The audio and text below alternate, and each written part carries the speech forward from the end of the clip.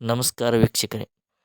Vijayapura to Ayodhya ಪಾದಯಾತ್ರೆ ನಿಮಿತ್ತವಾಗಿ ಕೇದಾರ್ಲಿಂಗ್ ಕುಂಬಾರ್ ಹಾಗೂ ಸಂಗಡಿಗರಾದ ನೂರ್ ನದಾಫ್, ವಿವೇಕ್ ಕುಂಬಾರ್ ಹಾಗೂ ಪುದಾಳ್ ಕುಂಬಾರ, ಅದರಂತೆ ಕೊಪ್ಪ ರೇಣುಸಿದ್ದ ಇವರೆಲ್ಲರೂ ಇವತ್ತಿಗೆ 27 ದಿನ ಪ್ರಯಾಣಿಸಿದಂತಾಗಿದೆ. ಆತ್ಮೀಯ ವೀಕ್ಷಕರೇ, ಇವರ ಪ್ರಯಾಣವು ತುಂಬ ಕಠಿಣವಾಗಿರ್ತಕ್ಕಂಥದ್ದು. ಯಾಕಂದರೆ ಇವರು ಹೋಗ್ತಾ ಇರ್ತಕ್ಕಂಥದ್ದು ವಿಜಯಪುರ ಜಿಲ್ಲೆ ಬಳಗಾನೂರು ಗ್ರಾಮದಿಂದ ಅಯೋಧ್ಯೆ ರಾಮ ಮಂದಿರ ಹೊರಡ್ತಾ ಇರೋದು. ಇವರು ಹೊರಡ್ತಕ್ಕಂಥ ರಸ್ತೆಯು ಸುಮಾರು ಇಲ್ಲಿವರೆಗೆ 1000 ಕಿಲೋಮೀಟರ್ ಕ್ರಮಿಸಿದಂತಾಗಿದೆ ಆತ್ಮೀಯರೇ. ಇವರು 1000 ಕಿಲೋಮೀಟರ್ ಕ್ರಮಿಸಿದ್ದು ಒಂದು ಸಾಮಾನ್ಯವಾಗಿ ಯಾವುದೇ ಒಂದು ವಸ್ತುಗಳನ್ನು ಹೊತ್ತುಕೊಂಡು ಅಥವಾ ಹೊತ್ತುಕೊಳ್ಳಲಾರದೆ ಅಥವಾ ಕೇವಲ ಬೈಕ್ ಮೇಲೆಯೋ ಸೈಕಲ್ ಮೇಲೆ ಅಂತ ಪ್ರಯಾಣಿಸ್ತಾ ಇಲ್ಲ. ಇವರು ಪ್ರಯಾಣಿಸ್ತಾ ಇರೋದು ಯಾವ ಥರ ಅಂತಂದ್ರೆ ಒಂದು 60 kg ಮೂಟೆಯನ್ನು ಹೊತ್ತುಕೊಂಡು ಹೋಗ್ತಾ ಇದ್ದಾರೆ. ಇವರು ಹೋಗುವಾಗ ಈ ರಾಷ್ಟ್ರೀಯ ಹೆದ್ದಾರಿ ಮುಖಾಂತರ ಹೊರಡಿದ್ದಾರೆ. ರಾಷ್ಟ್ರೀಯ ಹೆದ್ದಾರಿಯಲ್ಲಿ ಇದರಲ್ಲಿ ಬರ್ತಕ್ಕಂಥದ್ದು ಮುಖ್ಯವಾದ ಒಂದು ಜಬಲ್ಪುರ್ ಜಿಲ್ಲಾ ಕೇಂದ್ರದಲ್ಲಿ ಇವರು ಹೊರಡ್ತಾ ಇದ್ದಾರೆ. ಅಲ್ಲಿಂದ ಇಲ್ಲಿವರೆಗೆ ಕೇವಲ ಅವರಿಗೆ ಒಂದು ಜಿಲ್ಲಾ ಕೇಂದ್ರ ಜಬಲ್ಪುರ್ ಇರೋದು 64 ಕಿಲೋಮೀಟರ್ ಹಾಗೂ ಗೋಟೆಗಾಂವ್ ಒಂದು 49 ಕಿಲೋಮೀಟರ್.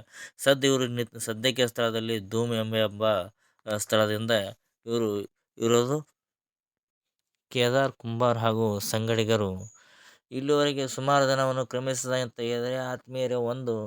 ನಾವು ಪಾದಯಾತ್ರೆ ಮಾಡುವಾಗ ಕೇವಲ 1 ದಿನ 2 ದಿನ 10 ದಿನ 15 ದಿನ ಮಾತ್ರ ಇರ್ತದೆ. ಆದರೆ ಇವರ ಪಾದಯಾತ್ರೆ ಮಾಡುವುದು ಒಂದು ತಿಂಗಳಾನುಗಟ್ಟಲೆ ಪಾದಯಾತ್ರೆ ಮಾಡ್ತಾ ಇದ್ದಾರೆ. ಇವತ್ತು ಯಾವುದೇ ಒಂದು ವ್ಯಕ್ತಿಯನ್ನು ಹೊರಡಬೇಕಾದ್ರೆ ಬರಿಗಾಲಿನಿಂದ ಯಾವುದೇ ಒಂದು ಭಾರವನ್ನು ಹೊತ್ತುಕೊಳ್ಳದೆ ಹೊರಡ್ತಾರೆ ಅಂತಂದ್ರೆ ಅದು ಕೇವಲ ಒಂದು 10 ದಿನದಲ್ಲಿ ಅವರಿಗೆ ತುಂಬ ಸುಸ್ತು ಮತ್ತು ಆಯಾಸವಾದ ಕೈಕಾಲು ನೋವುಗಳು, ಕೆಲವರಿಗೆ ಕೈ ಕಾಲಿಗೆ ಗುಳ್ಳೆಗಳನ್ನ ಬಂದಿರ್ತವೆ. ಹಾಗೆ ಕೆಲವರ ಕಾಲುಗಳು ನಡೆಯಲಿಕ್ಕಾಗಲ್ಲ, ಆ ಸ್ಥಿತಿ ಇರ್ತದೆ. ಆದರೆ ಇವರು ನೋಡಿದರೆ ಅದು ಯಾವುದೇ ಒಂದು ಕೈಕಾಲು ನೋವು ಇರ್ಬೋದು ಅಥವಾ ಒಂದು ತಲೆನೋವಾಗಿರ್ಬೋದು, ಒಂದು ಯಾವುದೇ ರೀತಿಯ ಸುಸ್ತಾಗಿರ್ಬೋದು, ಅವರಲ್ಲಿ ಯಾವುದನ್ನು ಕಾಣ್ತಾ ಇಲ್ಲ. ಯಾಕಂದರೆ ಪ್ರಭು ಶ್ರೀರಾಮ ಆಶೀರ್ವಾದದಿಂದ ಅವರು ಇಲ್ಲಿವರೆಗೆ 1000 ಕಿಲೋಮೀಟರ್ ಪ್ರಯಾಣಿಸಿದಂತಾಗಿದೆ. 1000 ಕಿಲೋಮೀಟ್ರಲ್ಲಿ ಹೋಗುವಾಗ ಅವರಿಗೆ ಯಾವುದೇ ರೀತಿಯನ್ನು ತೊಂದರೆಗಳು, ಯಾವುದೇ ರೀತಿ ಅನಾನುಕೂಲತೆ, ಅನಾರೋಗ್ಯ ಇದು ಯಾವ ರೀತಿಯನ್ನು ಕಂಡು ಬಂದಿಲ್ಲ. ಅವ್ರು ಹೋಗ್ತಕ್ಕಂಥದ್ದು ದಾರಿಯಲ್ಲಿ ಅವರು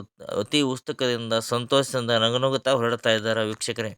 ನಿನ್ನೆ ಅವರು ಸನಾಯಿ ಡೋಂಗ್ರಿ ಎಂಬ ಗ್ರಾಮದಲ್ಲಿ ವಾಸ್ತವ್ಯ ಹೂಡಿಕೊಂಡು ಇವತ್ತು ಹಾಗೆ ಬರುವಾಗ ಇವತ್ತೇನು ಪುನರ್ನಗರ ಪುನನಗರ ಆ ಗ್ರಾಮದಲ್ಲಿ ಒಂದು ಹನುಮಾನ ಮಂದಿರದಲ್ಲಿ ವಾಸ್ತವ್ಯ ಹೂಡುತ್ತಾ ಇದ್ದಾರೆ. ಆ ವಾಸ್ತವ್ಯ ಹೂಡೋಕ್ಕಿಂತ ಮುಂಚೆ ಒಂದು ದೇವರಿಗೆ ಪೂಜೆಯನ್ನು ಮಾಡಿ ಒಂದು ಟೆಂಗನ್ನು ಹೊಡೆದು ಕಾಯಿ ಕರ್ಪೂರವನ್ನು ಬೆಳಗಿಕೊಂಡು ಇವತ್ತು ಎಂದಿನಂತೆ ಅವರು ಒಂದು ಸಾಯಂಕಾಲ ಸಮಯದಲ್ಲಿ ಪೂಜೆಯಲ್ಲಿ ನಿರತರಾಗಿರೋದು ನೀವು ಇಲ್ಲಿ ವಿಡಿಯೋದಲ್ಲಿ ನೋಡ್ಬೋದು. ಪೂಜೆ ಮಾಡಿದ ನಂತರ ಅಲ್ಲಿ ಊಟವನ್ನು ಮಾಡ್ತಾ ಇದ್ದಾರೆ. ಅಲ್ಲಿರ್ತಕ್ಕಂಥ ಭಕ್ತರು ಇವರಿಗಾಗಿ ಊಟವನ್ನು ವ್ಯವಸ್ಥೆಯನ್ನು ಮಾಡಿದ್ದಾರೆ. ಇದರಿಂದ ಊಟವನ್ನು ಕೊಟ್ಟಿದ್ದಾರೆ ಇವರಿಗೆ. ಎಲ್ಲರೂ ಕುಳಿತುಕೊಂಡು ಇಂದು ಚಪಾತಿಯನ್ನು ಉಣ್ತಾ ಇರೋದು ನೀವು ಈ ವಿಡಿಯೋದಲ್ಲಿ ನೀವು ನೋಡಬಹುದು. ಕೇದಾರ್ಲಿಂಗ್ ಕುಂಬಾರ್ ಹಾಗೂ ಸಂಗಡಿಗರು ಅವರ ಪಾದಯಾತ್ರೆಯು ಅತಿ ಕಠಿಣವಾಗಿ ಅನ್ನಿಸ್ತದೆ. ಆದರೆ ಅವರು ಇದು ಹೋಗ್ತಕ್ಕಂಥದ್ದು ನಮಗೆ ಕಠಿಣ ಅನ್ನಿಸ್ತದೆ. ಆದರೆ ಅವರಿಗೆ ಯಾವುದೇ ರೀತಿ ಇದು ಪಾದಯಾತ್ರೆಯು ಸ್ವಲ್ಪ ಕಠಿಣ ಅನ್ನಿಸ್ತಿಲ್ಲ. ಯಾಕಂದರೆ ಅವರು ಹೋಗ್ತಕ್ಕಂಥ ದಾರಿಯು ಇಲ್ಲಿ ಅವರು ತೋರ್ತಕ್ಕಂಥ ಉತ್ಸಾಹ, ಅವರು ತೋರ್ತಕ್ಕಂಥ ಒಂದು ನಗುಮುಖ ನೋಡಿದ್ರೆ ಇದು ಯಾವುದೇ ಅವರಿಗೆ ಸ್ವಲ್ಪನೂ ಆಯಾಸವಿಲ್ಲದೆ ಹೋಗ್ತಾ ಇದ್ದಾರೆ. ಹಾಗೆ ಇವರು ಪುನಗರ ಹನುಮಾನ್ ಮಂದಿರದಲ್ಲಿ ವಾಸ್ತವ್ಯ ಹೂಡಿ ಎಂದಿನಂತೆ ಬೆಳಗಿನ ಜಾವ ಹಾಗೆ ಮತ್ತೆ ಅವರ ಪಾದಯಾತ್ರೆಯನ್ನು ಪ್ರಾರಂಭಿಸಿದ್ದಾರೆ. ಪಾದಯಾತ್ರೆ ಪ್ರಾರಂಭಿಸುವಾಗ ಒಂದು ಬೆಳಗಿನ ಜಾವ ಅತಿ ಒಂದು ಥಂಡಿ ಹಾಗೂ ಚಳಿ ಇದು ಹಾಗೂ ಆ ಕಡೆಯಲ್ಲಿರ್ತಕ್ಕಂಥ ಥಂಡಿ ಚಳಿ ಜೊತೆಗೆ ಅತಿ ಮಂಜಾದ ವಾತಾವರಣ. ರಸ್ತೆಯಲ್ಲಿ ಹೋಗುವಾಗ ಯಾವ ಥರ ಅಂತಂದ್ರೆ ಮುಖಗಳನ್ನೇ ಕಾಣಲ್ಲ ಅಂಥ ಒಂದು ಚಳಿ ಹಾಗೂ ಮಂಜು ವಾತಾವರಣ ಇದೆ. ಆ ಮಂಜಿನಲ್ಲಿ ನೀವು ನೋಡ್ಬೋದು, ಆ ಮಂಜಿನಲ್ಲಿ ಯಾವುದೇ ರಸ್ತೆಗಳನ್ನೇ ಕಾಣ್ತಾ ಇಲ್ಲ. ಒಂದು ವಿಡಿಯೋದಲ್ಲಿ ನೀವು ನೋಡ್ತಕ್ಕಂಥದ್ದು ಪೂರ್ತಿ ಬ್ಲರ್ ಆಗಿ ಕಾಣ್ತಾ ಇದೆ. ಬ್ಲರ್ ಅಲ್ಲ, ಅದು ಮಂಜಾಗಿರೋದು. ಅಲ್ಲಿ ಕೇವಲ ವಾಹನಗಳು ಜಸ್ಟ್ ಹೋಯ್ತಲ್ಲ, ಅಲ್ಲಿ ಯಾವ ಥರ ಇದೆ ಅಂದರೆ ಒಂದು ನಸುಕಿನ ಜಾವ ಒಂದು ಪೂರ್ತಿ ಅತಿ ಮಂಜು ಕವಿದ ವಾತಾವರಣ ಅದ.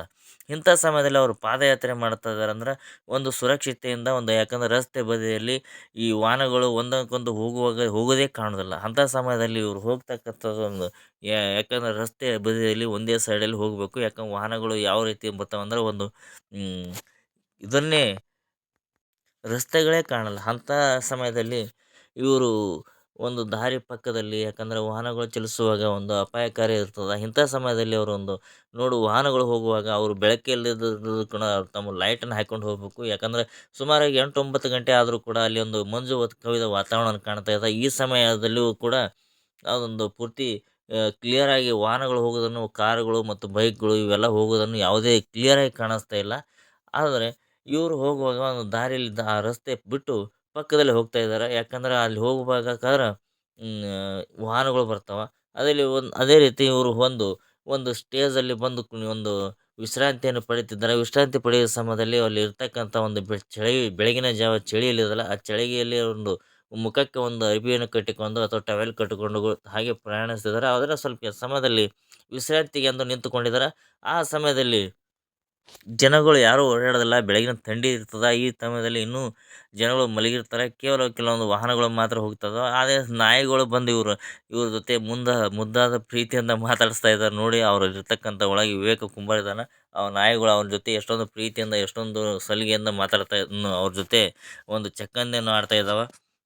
ಆತ್ಮೀಯರೇ, ನಿಮ್ಗೆ ಇಲ್ಲಿವರೆಗೂ ಒಂದು 2, 3 ದಿನ ವಿಡಿಯೋನ ಹಾಕೋಕ್ಕಾಗಿಲ್ಲ. ಯಾಕಂದ್ರೆ ನಾವು ಅದು ಏನದು ಮಧುಕುಮಾರ್ ಪಾಟೀಲ್ ಚಾನಲ್ ಒಂದು ಟೆಕ್ನಿಕಲಿ ಪ್ರಾಬ್ಲಮ್ ಇದ್ದ ಕಾರಣ ಅದು ಚಾನಲ್ ಇದಾಗಲ್ಲ, ಪ್ರಾರಂಭ ಆಗಿಲ್ಲ. ಅದರ ಸಲುವಾಗಿ ಅದೇ ಮಧುಕುಮಾರ್ ಪಾಟೀಲ್ ಚಾನಲನ್ನು 2.0 ಒಂದು ಚಾನಲನ್ನು ಪ್ರಾರಂಭಿಸಿದ್ದು. ಈ ಚಾನಲನ್ನು ಎಲ್ಲರೂ ಆದಷ್ಟು ಪ್ರತಿಯೊಬ್ಬರೂ ಮುಂಚೆ ಯಾರ್ಯಾರು ಸಬ್ಸ್ಕ್ರೈಬ್ ಮಾಡ್ಕೊಂಡಿದ್ದಾರೆ ಮತ್ತು ಹಾಗೂ ಇನ್ನು ಮುಂದೆ ಯಾರು ಮಾಡ್ಕೊಂಡಿದ್ದಾರೆ ಇದಕ್ಕೆ ಎಲ್ಲರೂ ಸಬ್ಸ್ಕ್ರೈಬ್ ಮಾಡ್ಕೋಬೇಕು. ಹಾಗೆ ಬೆಲ್ ಐಕನ್ ಒತ್ತಬೇಕು. ನಿಮಗೆ ನೋಟಿಫಿಕೇಶನ್ ಆಗ್ತಾಯಿದೆ. ಇದರಿಂದ ಆ ಚಾನಲಲ್ಲಿ ಇರ್ತಕ್ಕಂಥ ಒಂದು ಟೆಕ್ನಿಕಲ್ ಇಶ್ಯೂದಿಂದ ಆ ಸಮಸ್ಯೆ ಆಗಿದೆ. ಅದಕ್ಕೆ ನೀವು ಪ್ರತಿಯೊಬ್ಬರೂ ನಮ್ಮ ಮುಂಚೆ ಯಾರು ಸಬ್ಸ್ಕ್ರೈಬ್ ಮಾಡ್ಕೊಂಡಿದ್ದಾರೆ ಅವರು ಬಂದು ಇದೇ ಮಧುಕುಮಾರ್ ಪಾಟೀಲ್ ಚಾನಲ್ ಪ್ರತಿಯೊಬ್ಬರು ಸಬ್ಸ್ಕ್ರೈಬ್ ಮಾಡ್ಕೋಬೇಕು. ಹಾಗೆ ಬೆಲ್ ಐಕನ್ ಒತ್ತಬೇಕು. ಹಾಗೆ ಅದರಿಂದ ನಿಮಗೆ ನೋಟಿಫಿಕೇಶನ್ ಆಗುತ್ತೆ. ಸ್ವಲ್ಪ ಲೈಕ್ ಮಾಡಿರೋದು ಹಾಗೆ ಶೇರ್ ಮಾಡಿರಿ. ಹಾಗೆ ಕೇದಾರ್ಲಿಂಗ್ ಕುಂಬಾರ್ ಅವರು ಇನ್ನು ಕೆಲವೇ ಸಮಯದಲ್ಲಿ ಅವರಿನ್ನ ಜಬಲ್ಪುರನ್ನು ತಲುಪ್ತಾರೆ. ಅಲ್ಲಿ ಜಬಲ್ಪುರದಲ್ಲಿ ಇರ್ತಕ್ಕಂಥ ಒಂದು ಜಿಲ್ಲಾ ಕೇಂದ್ರದಲ್ಲಿ ಅದಕ್ಕಿಂತ ಮುಂಚೆ ಇವರು ಬಂದಿರತಕ್ಕಂಥದ್ದು ಸನಾಯಿ ಡೋಂಗ್ರಿ ಹಾಗೂ ಧೂಮ ಹಾಗೂ ಗುಟೆಗಾಂವ, ಹೀಗೆ ಈ ಪುನಾನಗರ, ಹೀಗೆ ಹಲವಾರು ಗ್ರಾಮಗಳನ್ನು ದಾಟಿಕೊಂಡು ಇವತ್ತು ಜಬಲ್ಪುರನ್ನು ಹೋಗ್ತಾ ಇದ್ದಾರೆ. ಅಲ್ಲಿಂದ ಮುಂದೆ ಇವರ ಪಾದಯಾತ್ರೆ ಭಾಳ ಕಡಿಮೆ ಐತಿ. ಯಾಕಂದ್ರೆ ಹೆಚ್ಚಿಲ್ಲ. ಇಲ್ಲಿವರೆಗೂ ಸುಮಾರಾಗಿ ಇವರು ಒಂದು 1000 ಕಿಲೋಮೀಟರ್ಗಿಂತಲೂ ಹೆಚ್ಚಿಗೆ ಪ್ರಯಾಣಿಸಿದಂತಾಗ್ಯದ. ಅಲ್ಲಿಂದ ಒಂದು 1000 ಕಿಲೋಮೀಟರ್ ಪ್ರಯಾಣಿಸಿದಂತ ಆದ್ರೆ ಅಲ್ಲಿ ಮುಂಚೆ ಇಲ್ಲಿ ಏನಪ್ಪ ಅಂದ್ರೆ 635 ಕಿಲೋಮೀಟರ್ ಮಾತ್ರ ಉಳಿತದ. ಇವರು ಅಯೋಧ್ಯೆ ಶ್ರೀರಾಮನನ್ನು ಹೋಗಿ ತಲುಪಿದರ ಒಂದು ದಾಖಲೆಯನ್ನು ಮಾಡಿದಂತಾಗಿರ್ತದೆ. ಯಾಕಂದರೆ ಇಲ್ಲಿವರೆಗೂ ಒಂದು 61 kg ಮೂಟೆಯನ್ನು ಹೊತ್ತು ಯಾರೂ ಪ್ರಯಾಣಿಸಿಲ್ಲ.